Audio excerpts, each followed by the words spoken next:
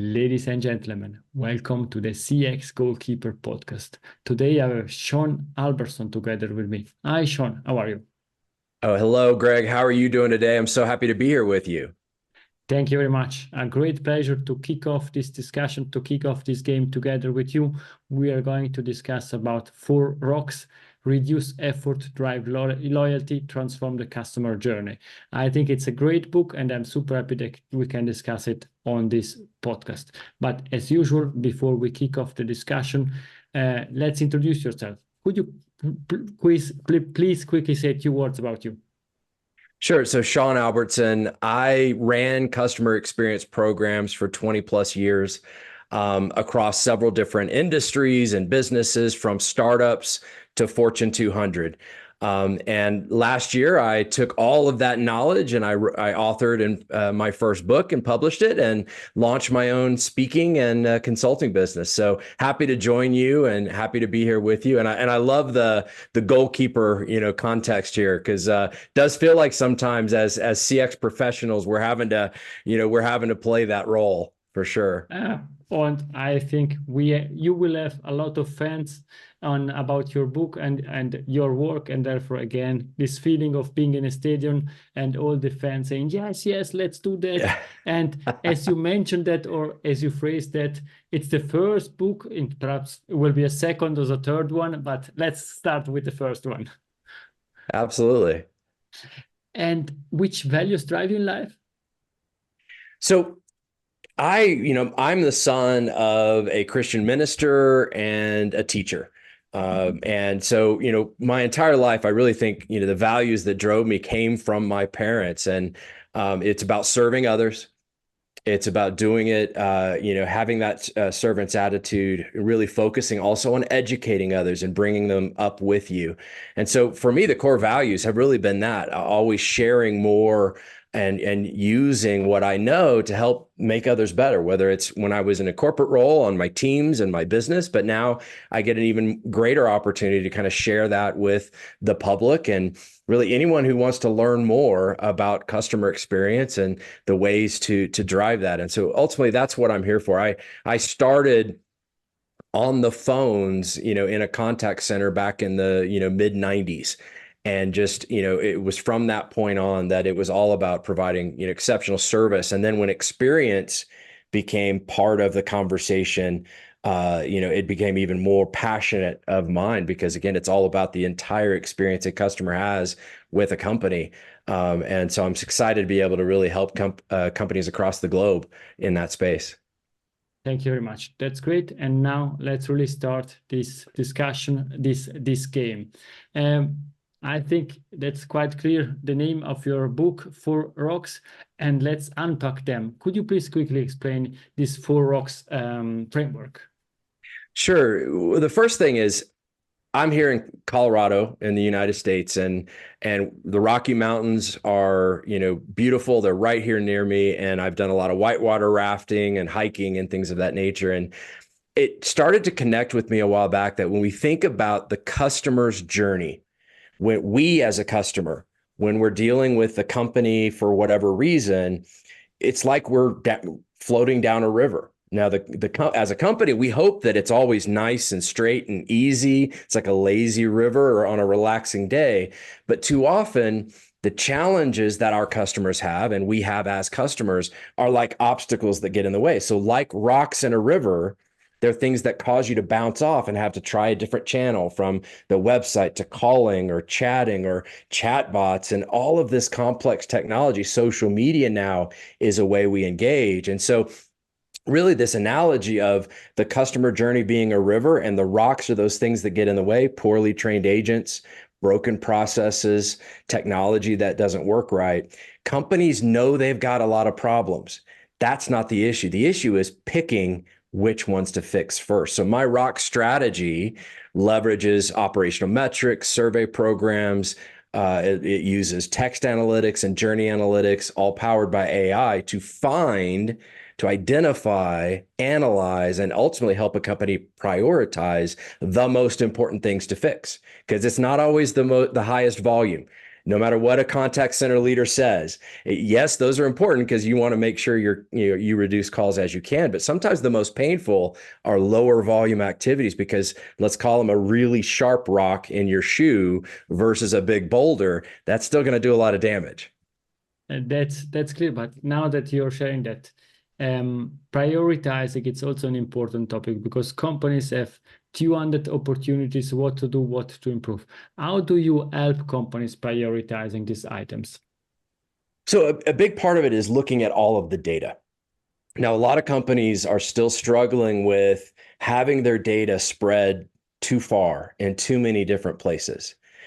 Ultimately, whether it's in, building a data warehouse or working with a company to use external sources, it's bringing the right kind of data together. So as I mentioned earlier, all those different sources, inevitably, most companies that I consult with, they have really good data somewhere in their business, but they might not be using it for the right purpose. They have web logs and digital activity. They have, phone data, plenty, in contact centers have all sorts of data around the calls that they're receiving. It's really about bringing those together. And so ultimately leveraging the analytics in a way that says, what is the most predictive of pain points? What's the most predictive of churn? Because it all comes back to, and my book, 4ROCKS, is a little bit of kind of a throwback to a book that came back in 2013 called The Effortless Experience. And what the company found at that point was, if something's hard for a customer to do, at that time, they were 4 times more likely to be disloyal.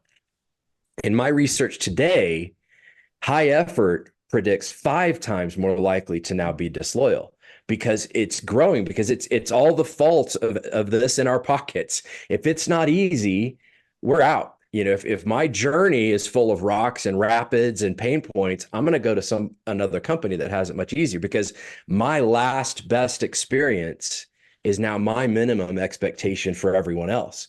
And I heard you talking to David Abern about some of that same concepts about being ridiculously easy to do business with. I'm right there with you.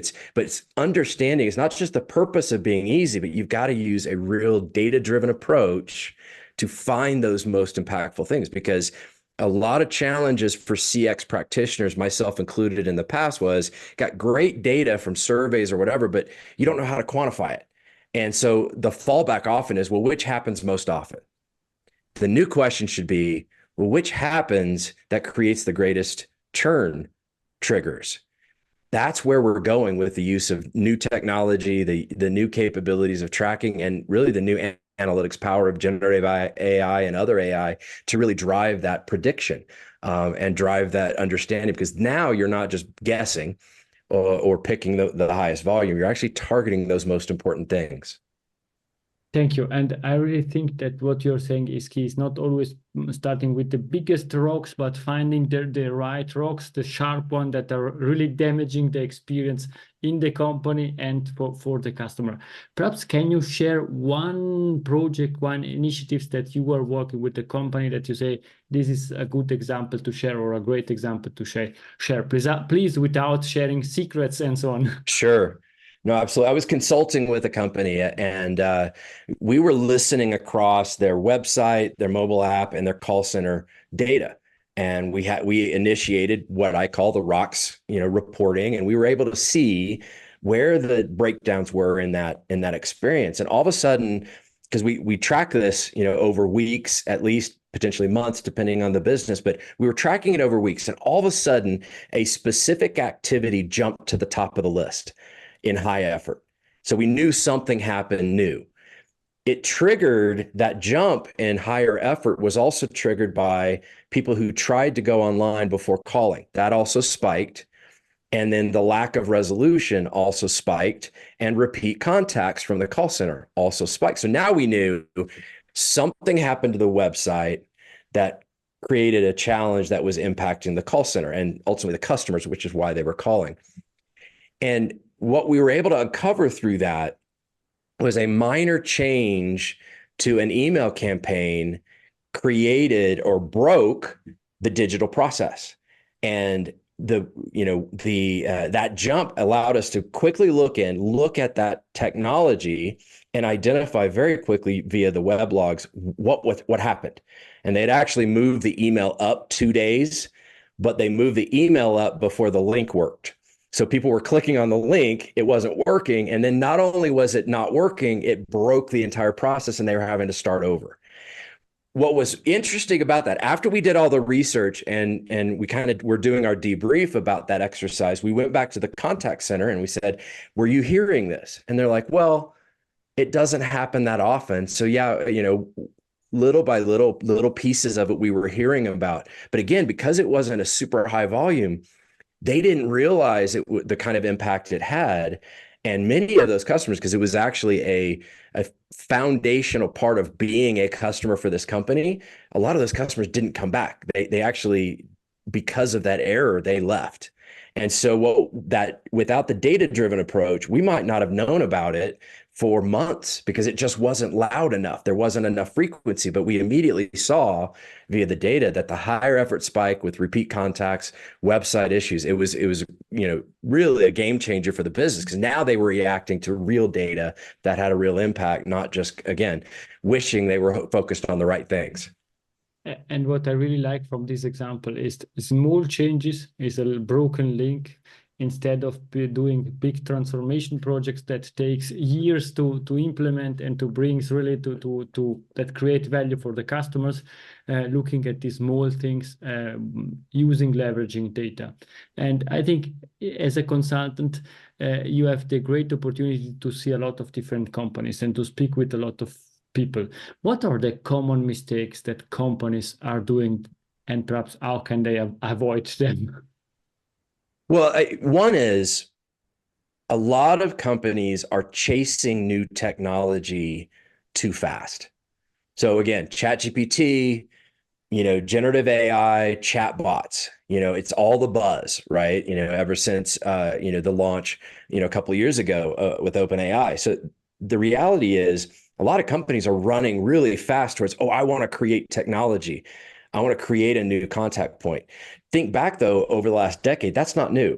People were running after text messaging as soon as it became prominent, social media interactions and using that as a service channel, chatbots, obviously, but any number of other communication channels. And so what happens in businesses too often is they say, we need to be there for our customers, however they want to interact with us. But here's the reality. If those interaction channels aren't connected, you're actually creating more problems. You're creating more rocks in the customer journey because they're disconnected. And there's this conversation, are you multi-channel or are you omni-channel? Because multi-channel means you can do a lot of different things in a lot of different channels with our company.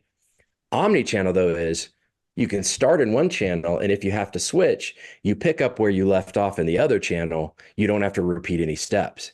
And most companies who might think they're omni-channel, when they challenge themselves to look at that, they realize, no, customers have to start over. And so that frustration can be very challenging for most businesses. So to me, it's not about going after new contact channels or technology fast.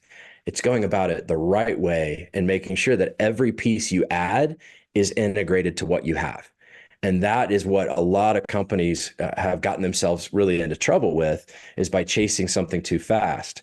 There's any number of stories out there about companies who launched a chatbot before it was ready and it cost them money. So I won't belabor that point, but that's really what's happening these days. I think you are touching 2 points that are really important, and perhaps let me quickly discuss both of them. I share them, and then we go one after the others.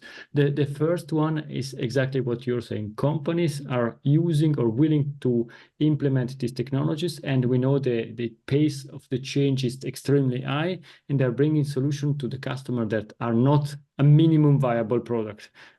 They are broken solution, but they want to put them out because they said to the, to the CEO, next week we will be live, or the technology provider committed in a 3 weeks project, you have the perfect chatbot out there. This is one thing that I think we can discuss.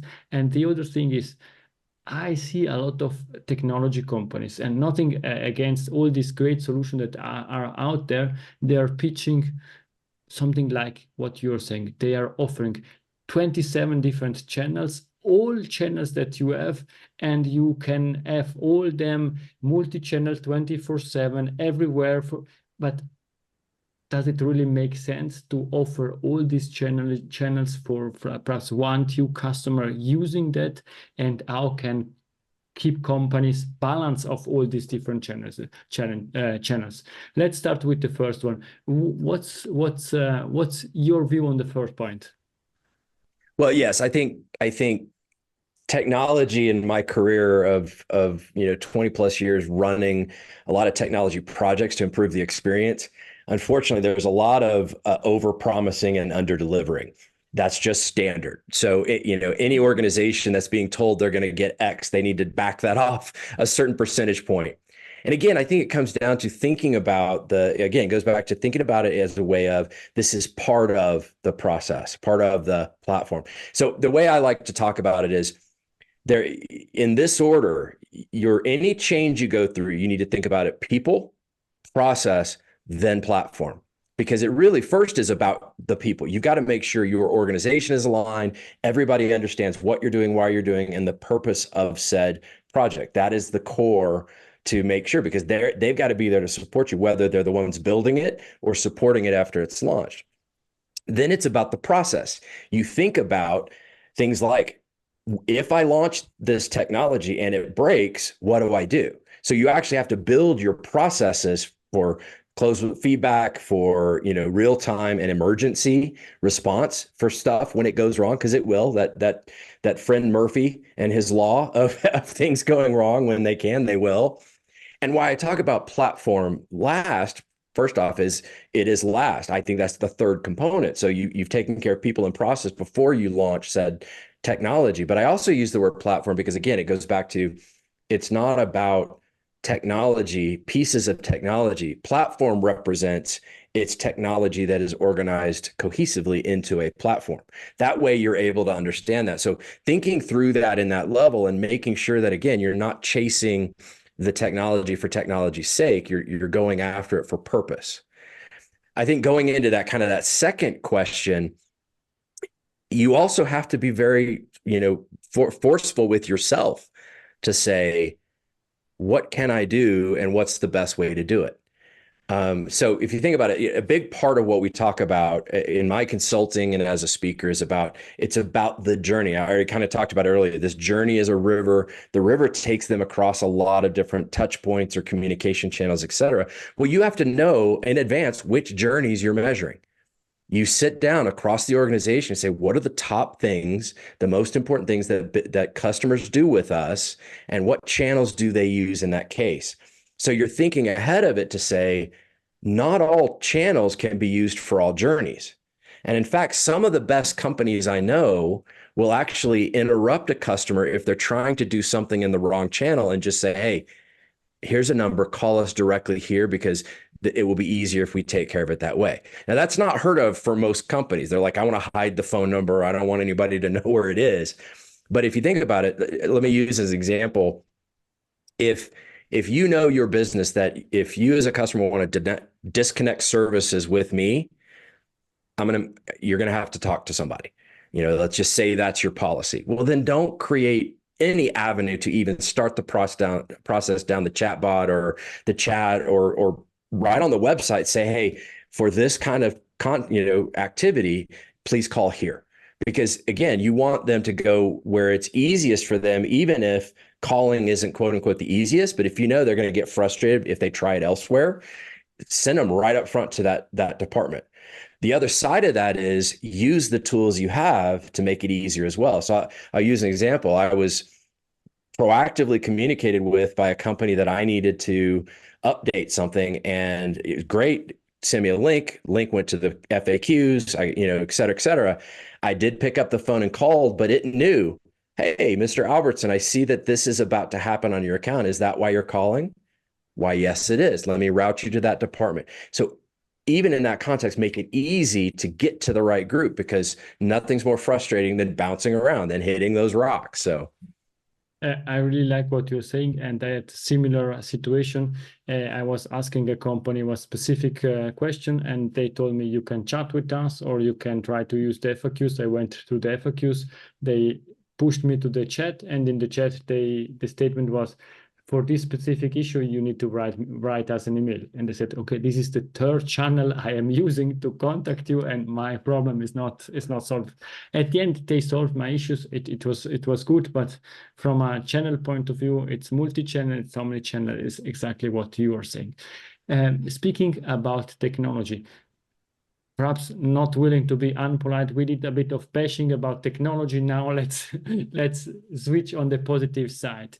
How can technology help companies and customers then to have really good experiences? absolutely. Well, and like we said, technology, if done wrong, creates problems. However, when technology is done right, and there's a lot of great technology out there, when it's done right, it can do amazing things. So for instance, a lot of the conversations we're having today is, how do I use generative AI in my business? Because there's honestly several different ways you can use it. Obviously, there is the chatbot, let me try to reduce calls by self-service, right? That's one of the more common. There's also, I can use generative AI in research tools and analytics tools. We've been using AI for analytics for a very long time, and generative AI is just a more powerful version of that. I've seen tools recently, for instance, that I could type a question of my data and it'll do all the work and pull the summary back of here's what the answer is. Incredible opportunity there. And then the next is have it, obviously, and this is another key one that we talk a lot about, have it where it can help the employees. Because, I think that is the area, especially within contact centers, we definitely are seeing a lot more investment, and should, because that kind of technology is really a game changer. Again, having run call centers early in my career, we talk about we want to reduce costs. Well, the flip side of that is increase value. Because using generative AI, using agent assist tools and real-time coaching and things of that nature can actually help you transition your contact center from a cost center to a value center, where now they're being prompted for cross-sell and upsell opportunities, for next best action, for personalization, all that's adding even more value into that experience.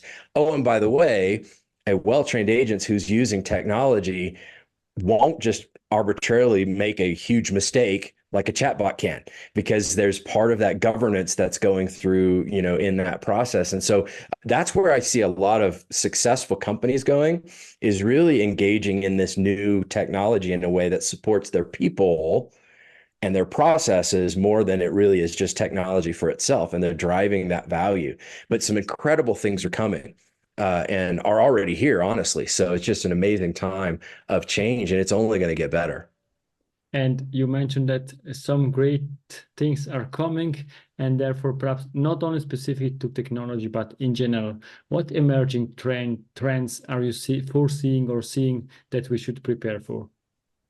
Well, I think the culmination of the power of these tools is what I'm seeing coming. Right now, we're still segmented. We have tools that do this, and then tools that do this and this and this. As we bring that power together, we're actually going to see cohesiveness even across those tools, and intelligence where they're communicating with each other. I'll use an example, or just kind of tell a story. 2 summers ago, I was asked in a panel, at a conference, what do you see the contact center looking like in 5 years? And at the time, I was just like, well, here's what I think is going to happen. One of the biggest challenges in contact centers is you have to have people that really like to talk to people, and they're very outgoing and empathetic, but they also have to manage all these like tools and be efficient and effective. Well, sometimes those skills don't meet in the middle with the right people. And I said, here's the reality. The future is the employees are going to be empathetic. They're going to be great. They're going to have they're going to be able to talk to Greg and have a great conversation with Greg and make Greg feel great as a customer. And oh, by the way, while they're talking, the tools are doing all the work. If you are placing an order, it's capturing that Greg ordered this and here's what he ordered and so forth. And I, as an agent in that conversation, just making sure it's getting done okay. And then, over here, and then the articles are popping up and cross-sell opportunities. And I'm just having a really good conversation, but the work is getting done under my supervision. That's the future of the contact center, because I'm adding more value. I'm adding more engagement. I'm creating more of a relationship. The technology is making me efficient and making me accurate. That was before ChatGPT came out. That was the summer before. So as soon as I saw that, I'm like, 5 years, that's 3 years. I mean, we're already in that cycle where, there's automation, but then there's, this automated support. And I think that is the key of where we're going, is bringing all those pieces together instead of, onesie twosie like they are right now, of really making the power of the collective intelligence, take it to the next level. Exactly, and I think the main point is how I phrase that is simplification, simplifying these processes for agents, because I often see companies creating the best tools, the best channels for the customer outside, and then the contact center agent is using seven different tools with 7 different layouts, one here, one there, and you need to log in, and for a compliance reason, you need to log in every 2 hours in the same system, and so on. And I think if AI or technology could support them, it would create a lot of value. We are coming to an end of this discussion of this game, but in the extra time, I still have 3 questions for you, and it's perfectly timed because you spoke about 3 years time, 5 years time, and now, Sean, we are back on the CX Goalkeeper podcast in 10 years from now, what we are discussing about. I'll tell you what, 10 years might as well be 50 years. I think the rate of change we're going to see. And so I'll just say this. I think that we are going to be in a position where we will revert back to human connection. Where we can, we're going to use technology, because honestly, it's going to be so available. The easy stuff, it's going to, it's just going to be prevalent, right? Whether it's on my, my virtual reality set or on my car dash, or I'll just be able to talk to, it's going to all be connected and the technology is going to be there. But because of that, people will start to yearn for that people connection. So the ability, for instance, and this won't take 10 years, but the ability, for instance, of picking up a phone and getting a person at the company right away, no matter how big they are, will be a real possibility very soon. Because again, going back to it, the work's getting done by the technology in support of the agent. Now I, as an agent, I can take any call. Departments are gone. You call, I answer. And I'm there to help you and have that conversation. The technology is taking care of the hard work. And that's going to be what we go back to, because, we'll actually have so much of that other technology doing a lot of the work for us. Robotics. I think that's going to be a key part of it as we move forward. I did a self-service innovation summit last fall, that the robots that are serving you food in a restaurant and all the things that are happening, I mean, it's just becoming, it will be so much more prevalent as we move forward. But again, I think no matter how much of that technology, the direction it takes us, that human interaction is going to be even tighter from that perspective as we move forward. And I'm looking forward to discuss that with you, perhaps not in 10 years, but in the next few years, few months. What's the best way to contact you? So a couple of different ways. So my website is cx4rocks.com. 4ROCKS being my book, but it's customer experience for rocks. And but I'm also on LinkedIn, S. Albertson, Sean Albertson. Happy to connect with anyone via those 2 methods. And my contact information is on my website as well. So thank you very much. And where we can find your book? So the book is available on Amazon. Just search for 4ROCKS. And it'll come right up. Sean Albertson as the author. You can order it, from there, both in paperback and Kindle. So different options there as well. Thank you very much. And now we are coming to the last question. Sean's golden nugget, it's something that we discussed or something new to leave to the audience? So again, I think it comes back to businesses are notoriously built in silos. And because of that, that specialization of being a digital person versus a contact center person, et cetera.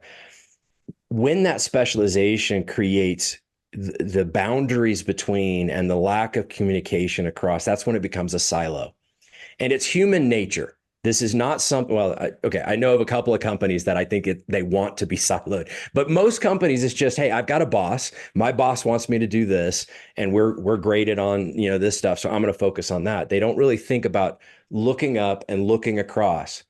So for me, one of the best golden nuggets for now is to start talking in your organization about the journey and just create working groups. Get a couple of digital folks, website folks with a contact center, people from different parts of the organization to come together and have a conversation about one thing that your customer does, one journey. It will be amazing what you'll learn from that, because some of the most valuable dialogue I've created between departments is between a web team and the call center team who took the calls when the website didn't work. The ability for them just to have a conversation and share with each other. There were so many new things and value adds for the customer that came out of that. You don't need technology for that. You don't need generative AI for that. You just need to have a conversation. You need to get the people involved and create a process to create that communication. That is the golden nugget for now, because we've gotten really good at channel and task. It's the space in between where we struggle. When I'm bouncing around, that's where the rocks show up most. Just start having a conversation, and that can create value well beyond the time you spend doing it. Can really boost your customer-centric culture as well. Thank you very much, Sean, for this golden nugget. And I think also this was a great conversation. Sean, please stay with me. To the audience, it's everything for today. I hope you enjoyed this discussion. Please post this podcast, go to Amazon, buy the book 4ROCKS. I really recommend to buy that and read that, and connect with Sean if you have any question related to the book or related to CX. Thank you very much, and bye-bye. Thank you. Thank you, Greg. Appreciate it. If you enjoyed this episode, please share the word of mouth, subscribe it, share it. Until the next episode, please don't forget, we are not in a B2B or B2C business, we are in a human-to-human environment. Thank you!